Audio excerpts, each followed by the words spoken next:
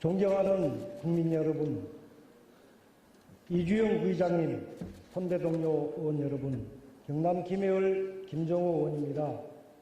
먼저 코로나19 사태로 한 달 넘게 방역과 치료에 사투를 벌이고 있는 질병관리본부, 방역당국, 의료진 여러분의 노고에 깊이 감사드립니다.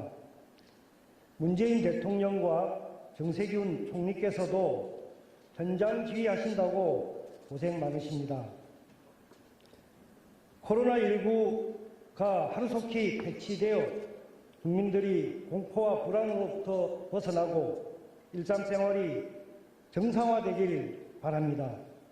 다시 경제가 활력을 되찾고 우리 기업들과 노동자, 자영업자, 소상공인들도 활기가 넘치길 간절히 바랍니다.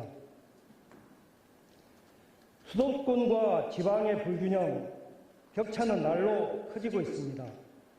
돈과 사람이 수도권에 집중하는 반면 지방은 날로 위축, 소멸 위기까지 걱정하고 있습니다.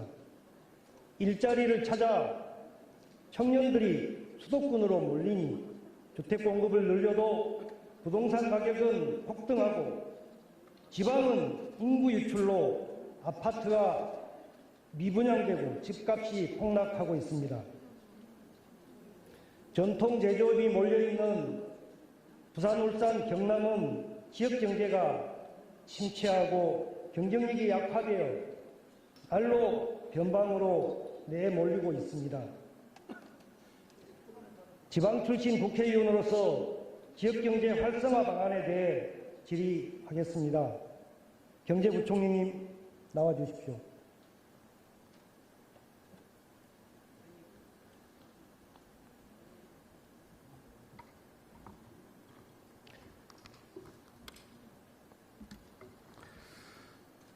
부총리님, 네.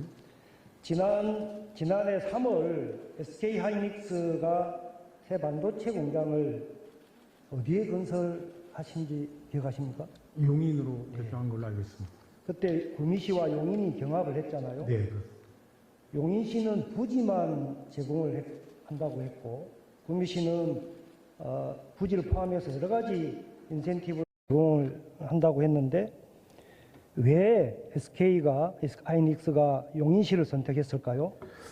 예, 그거는 기업의 선택이기 때문에 제가 자세히 내용을 알지 못하지만은 한 두 가지 정도 생각할 수 있겠는데요. 하나는 여러 가지 구미시하고 용인시가 여러 가지 경합 조건을 보면서도 아무래도 인력 확보 문제가 좀 반도체다 보니까 크지 않았을까 싶은 생각이 하나 있고요. 두 번째는 용인시에도 그냥 SK만 들어오는 것이 아니고 클러스터로 이렇게 조성을 하기로 했는데 아마 기업의 그런 수요를 감안해서 용인이 결정이 되지 않은가 저는 생각이 이상이 됩니다. 네, 맞습니다. 수도권이 아니면 고급 인력을 구하기 어렵다는 게 이유입니다. 자료 화면을 한번 보실까요? 이게 보이십니까? 예, 저는 화면. 통계청 국내 인구 이동 통계에 따르면 2000년부터 19년까지 20년간 지방의 청년들이 무려 140만 명이나 수도권으로 이동했다고 합니다.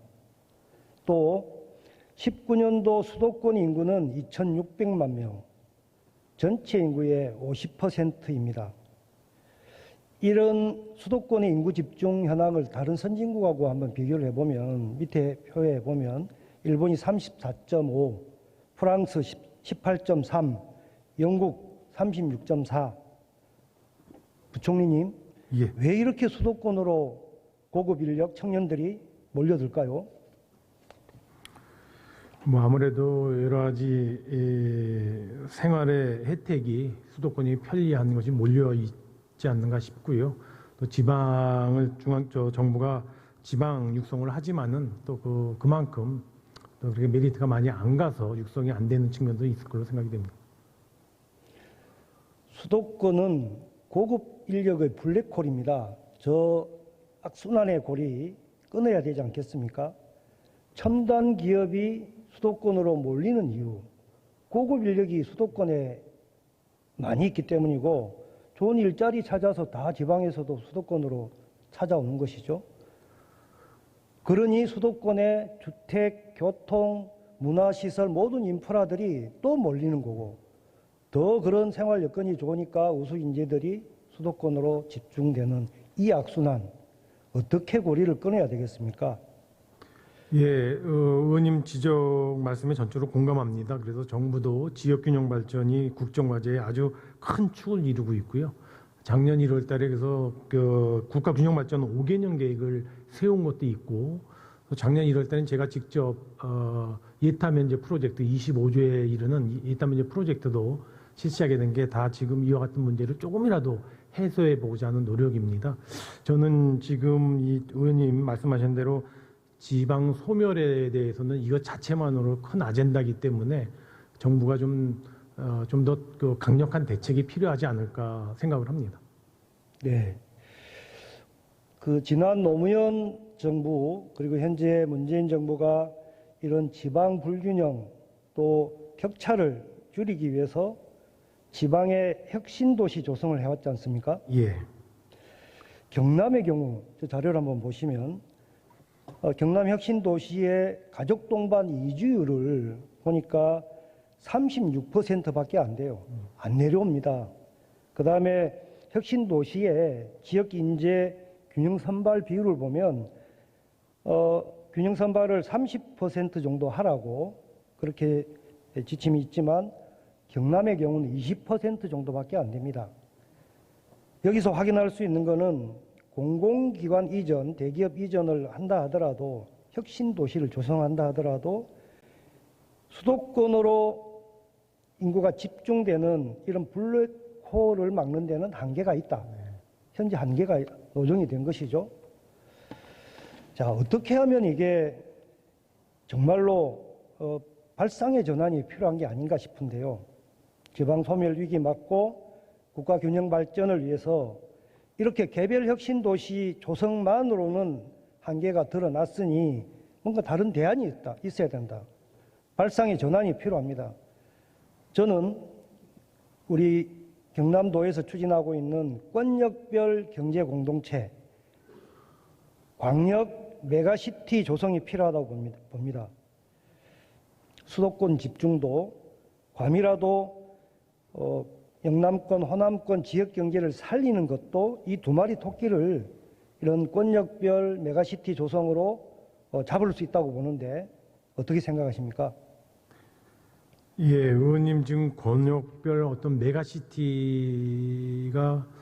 저는 조금 더 아이디어를 좀 봐야 될 것 같은데 이게 어떤 새로운 광역 지자체를 만들자는 개념인지 아니면 거점 지방 도시들을 이렇게 묶어서 연계 개발하자는 건데 뭐 전자로 이렇게 새로운 지자체 만드는 거는 쉽지 않겠지만은 가능한 한 정책을 그렇게 지역 거점 도시 중심으로 해서 권역별로 해서 시너지 효과를 내도록 개발의 시너지 효과를 내는 거는 저는 뭐 상당히 괜찮은 아이디어가 아닌가 싶습니다. 그러나 제가 이 문제에 대해서 듣기로는 광역적인 메가시티의 어떤 지자체를 새롭게 신설하는 것에 대해서는 상당히 많은 비판적 지적이 있다는 건 제가 알고 있습니다. 예. 그렇게 새로운 행정 체계를 갖추자는 건 아니고 적극적으로 생활권역의 공동 인프라, 뭐 교류 활성화 이런 걸 주로 이야기를 하고 있는 뭐 저는 그거는 필요할 것 같다는. 그 내용은 이제 국토부 장관님 모셔서 질문을 드려보겠습니다.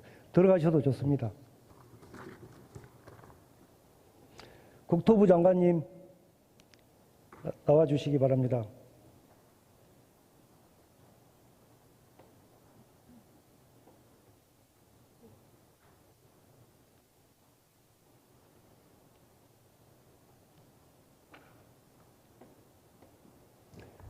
장관님 이 그림을 먼저 한번 봐주시겠습니까? 그 화면에 나오는 것 같아요. 네네. 네. 이게 이제 대구 경북까지 포함한 이 동남권 메가시티 그 개념도인데요. 네. 이 중에서 지금 점선으로 표시되어 있는 안에 창녕 대합산단, 창원간 한 46.6km 정도 되는데 전체적으로는 50km가 단절되어 있습니다. 연결이 필요하다고 보는데요. 이런 영남권 전체 광역철도망 구축, MTX 급행열차 건설이 필요하다고 봅니다. 제4차 국가철도망 구축 계획에 혹시 반영이 되어 있나요? 아니요, 지금 4차 철도망 그 구축 계획을 위해서 지방자치단체의 의견을 수렴하는 과정이고 협의를 하는 단계이기 때문에 경상남도에서 이 사업을 신청을 1월 달에 하셨는데요. 나중에 4차망 검토할 때 저희들이 함께 보겠습니다. 네, 적극적으로 검토 바랍니다. 다음 그림 볼까요? 왼쪽은 아주 거미줄 같은 수도권의 광역교통망이고요. 네네. 오른쪽은 헐렁한 동남권 광역교통망입니다.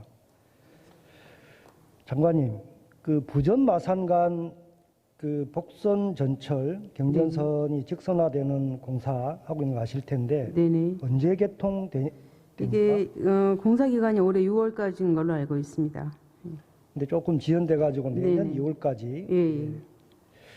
예. 여기에 총 사업비가 얼마나 되는지 아시나요? 부전 마산간 사업이 1조 5천억입니다. 네. 그 3기 신도시 수도권 GTX 198km 만드는데 네네. 대략 13조 정도 들잖아요. 네, 이제 뭐 사업별로. 네. 그런데 부전 마산간은 이게 일제 때 만든 경전선을 이제야 직선으로 전철화하는 거거든요. 네. 1조 5천억. 정작 우리 정부가 뭐 하는 거는 4천억도 안 들죠. 네, 이것도 민자 사업이니까. 네, 예, 민자, 예, 예. 그러니까 BTO. GTX도 민자 사업입니다. 예. 아무튼 지역에서 보면 예. GTX 새 노선 만드는 10분의 1도 안 되는 사업이 이제 수십 년 만에 겨우 되는 거다. 철도 사각, 네네. 교통복지의 사각지대 이런 소외감을 갖고 있습니다. 어떻게 생각하시나요? 네, 뭐 이 사업이 시작된 것 자체가 2006년부터 이제 그 계획이 되었다가 이제 개통이 될 건데요. 이 사업은 이제 처음 도입될 때그 일반 철도로 되어 있기 때문에 의원님께서 이제 아마 그 철도를 전철, 지하철처럼 이런 전철로 만들어 달라 이런 그 요구를 하실 것 같은데요.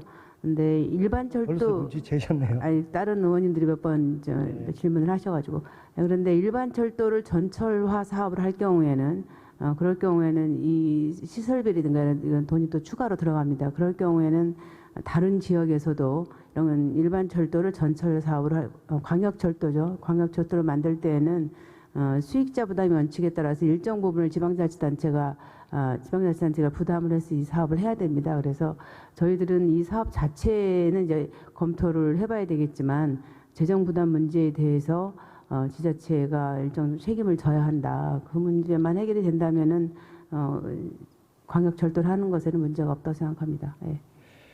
문제는 이게 경전선의 준고속철도만 운행한다는 거고 네네. 당초 계획과 달리 네. 이제 전철 병행은 하지 않는다. 이게 이제 저희 지역에서 느끼는 당초 심각한- 계획은 2006년에 그 국가철도망 계획을 수립할 때 이미 일반 철도로 되어 있었습니다. 그러니까 그 지하철처럼 다니는 게 아니라 일반 철도로 다니게 되어 있기, 준고속 열차가 다니게 되어 있기 때문에 지하철처럼 설 수 있게 하려면 거기에 필요한 시설을 추가로 해야 됩니다. 그거는 최근에 바꾼 게 아니라 2006년에 그렇게 되었고 중고속 열차를 도입하는 건 2015년에 이미 결정된 사안입니다. 예.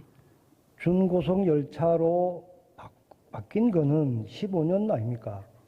그 전에도 일반 철도로 되어 있었습니다. 일반 철도 예, 예. 국철이지만 전철을 하는 걸로 그 시격이 뭐 15분에서 20분 뭐 1구간 요금이 1,300원 이렇게 네.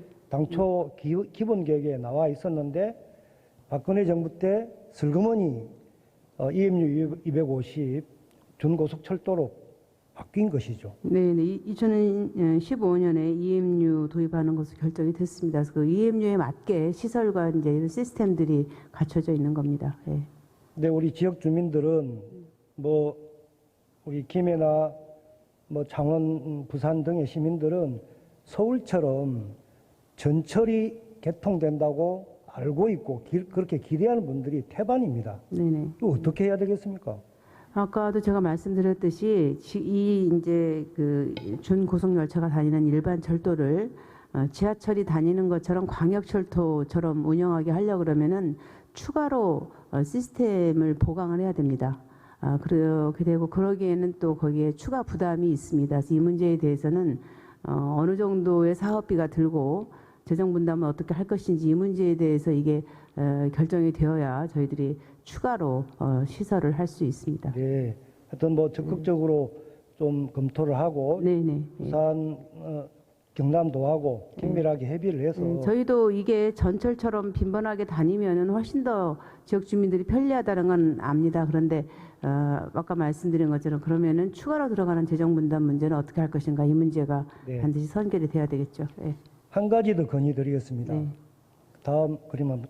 이게 이제 그 무가선 노면 전차 트램인데요. 다음 그림요. 저희 김해는 경전철이 이미 부산 김해간 있습니다. 예. 이번에 경전선이 또 부전 마산 간 내년 초면 개통이 됩니다. 문제는 이게 분절되어 있다는 겁니다. 약 8km 정도 되는데요. 예. 어떻게든 김해 시민 전체가 창원이든 부산으로 이렇게 출퇴근이든 이동을 하려고 한다면 이 경전철과 연결이 필요하고 그럴 때 서로 시너지가 날 텐데요. 이게 그 무가선 노면 전차 트램을 설치를 했으면 하는데 이제 뭐 여기 실증 테스트 단계지 않습니까? 네. 저희 김해는 23년도 전국 체전이 이제 개최 확정이 되어서 준비를 하고 있는데 요거를 연결시켜야 창원으로 또 부산으로 왕래가 좀 더 편리하게 됩니다. 이거 조금 적극적으로 좀 추진할 하는데 좀 검토해 주시고 좀 지원을 이것도 아까 제가 말씀드린 것처럼 이런 사업을 시작하시려면 경상남도가 정식으로 사업 계획을 제출하셔야 됩니다. 그래서 제출하시면 저희가 검토하도록 그렇게 하겠습니다. 네. 도로망도 문제인데요. 비음산 터널 네. 그리고 진례에서 밀양 고속도로 연결 다 필요합니다.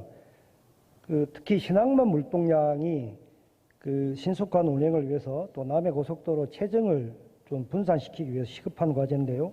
광역 도로망 확충에도 적극적으로 좀 검토해 주시고 네, 알겠습니다. 국토부가 균형 발전 차원에서 좀 노력을 해 주시기 바랍니다. 검토하겠습니다. 네. 예. 또 있는데요. 예, 말씀하십시오. 공항을 안 물을 수 없지 않겠습니까? 네. 지금 이낙연 총리님을 이어서 정세균 총리께서 네. 그 김해 신공항 국토부 기본 계획에 대한 최종 검증을 위해서 열심히 지금 검증위가 움직이고 있는데 언제쯤 결론이 날 것 같습니까? 저희도 그 검증위의 검증을 받는 위치에 있기 때문에요. 그걸 저희가 정하는 건 아니고 어쨌든 검증위원회가 하고 있는 작업에 성실히 최선을 다해서 임해서 될 수 있으면 빨리 결론이 날 수 있도록 노력하도록 하겠습니다. 정치적 고려하지 마시고 눈치 보지 마시고 뭐 객관적이고 공정한 판정이 나오면 빨리 될 수 있도록 네. 협조 바랍니다. 네. 동남권 여객들이 미국이나 유럽 가려면 인천공항이나 나리타, 네네. 북경 상해 이런 데 환승할 수밖에 없다는 알고 아시죠? 있습니다. 이게 한 해 몇 명쯤 될 것 같습니까? 몇백만 명이 되는 걸로 알고 있습니다. 정확한 숫자는 예. 30년에 한 781만 명. 이거를 총 접근 비용을 경제적으로 환산하면 11년간 9조 7,400억 정도 됩니다. 언제까지 동남권 주민들이 이렇게 불편을 감수하고 경제적 불이익을 받아야 할까요? 그래서 신공항 문제가 빨리 해결이 돼야 된다고 생각합니다. 부산 경남에서도 많이 협조해 주시기 바랍니다. 더 심각한 거는 좋은 기업들이 오기에는 이게 국제적인 항공 물류가 불가능합니다. 거의 100% 인천공항을 통할 수밖에 없습니다. 그래서 이런 동남권 여객들의 추가 비용 또 항공화물 처리를 위해서 근본적인 대책이 24시간 중장거리 노선을 취항할 수 있는 제대로 된 동남권의 관문공항이 건설이 무엇보다 필요하다. 그에 대해서 어떻게 생각하십니까? 동남권에 신공항을 만드는 문제에 대해서 저희들이 이 논의를 시작하게 된 출발점도 지금의 그 김해공항으로서는 여객 수요라든가 이런 것들을 다 감당할 수 없기 때문에 신공항이 필요하다 이런 데서 이제 이 사업이 출발점이 되었던 거고요. 그래서 지금 뭐 검증 작업을 하고 있으니까 뭐 저희 국토부도 그렇지만 보훈경에서도 적극적으로 협조를 해주셔서 이 사업이 빨리 결론이 날 수 있도록 도와주시기 바랍니다. 예. 네, 들어가죠. 좋습니다. 네.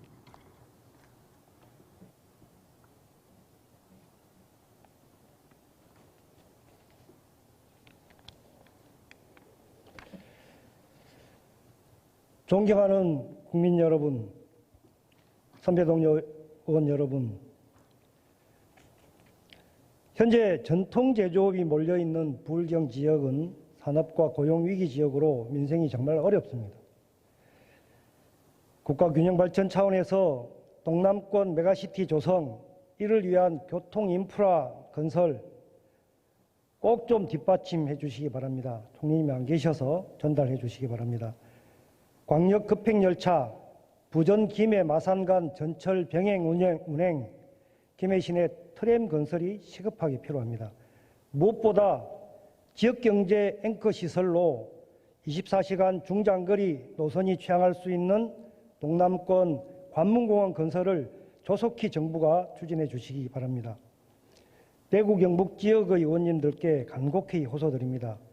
자치분권 차원에서 지역 내 항공 수요는 해당 지역 공항에서 해결할 수 있도록 이미 대구 경북은 통합 신공항을 추진하고 계십니다. 부울경 지역의 동남권 신공항도 그것대로 인정해 주실 수는 없겠습니까? 더 이상 소모적인 지역 대립과 갈등을 중단하고 영남권 초강력 경제권으로 메가시티 조성, 동반 성장을 위해 함께 손잡고 나가기를 호소드립니다. 수도권 의원님들께도 한 말씀 올립니다. 수도권은 이미 과밀 포화 상태,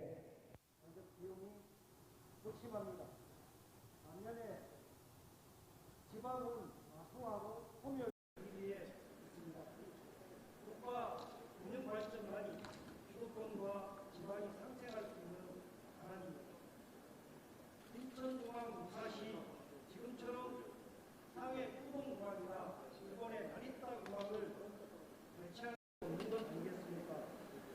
만일의 위험 사태에 대비하여 인천공항을 배치할 수 있는 24시간 관문공항, 대한민국을 위해서도 꼭 필요하지 않겠습니까? 대한민국 100년을 내다보고 국가균형 발전, 자치 분권을 위해 개성적 결단과 항생 협력을 간절히 호소드립니다. 경청해 주셔서 감사합니다.